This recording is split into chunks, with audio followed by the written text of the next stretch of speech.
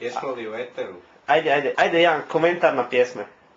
Ova pjesma je pjesma iz dna moje duše došla odmah ravno iz dna duše. Ako ne iz najdubljeg dijela moje duše, onda sigurno iz onog malo višeg dijela od dubljeg tog najdubljeg dijela, onda je sigurno od tamo došla.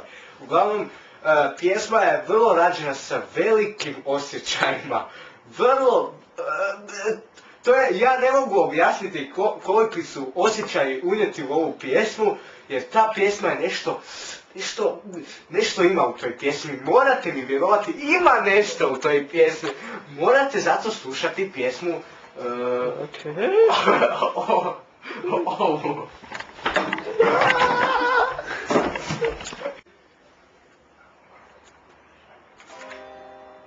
Idemo.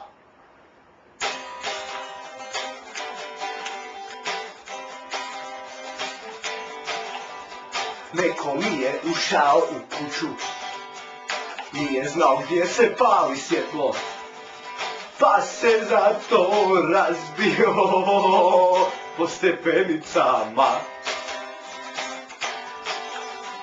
Neko mi je probao ovit bravu, a nije znao da je alarm tu, pa se zato razbio po stepenicama.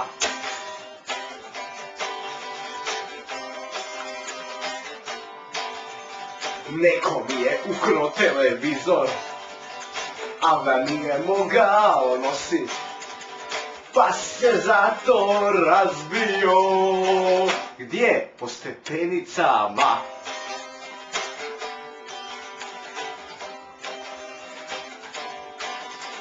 Neko mi je ukrao bicikl, ali nije znao pedalirat, pa se zato razbio po stepenicama.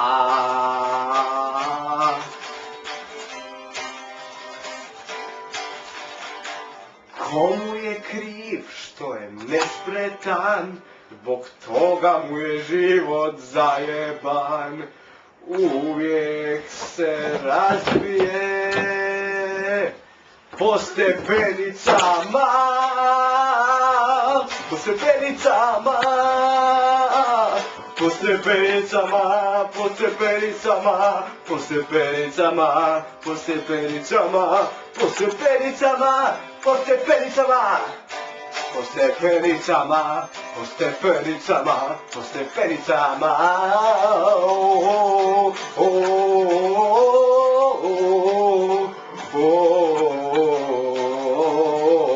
po stepenicama.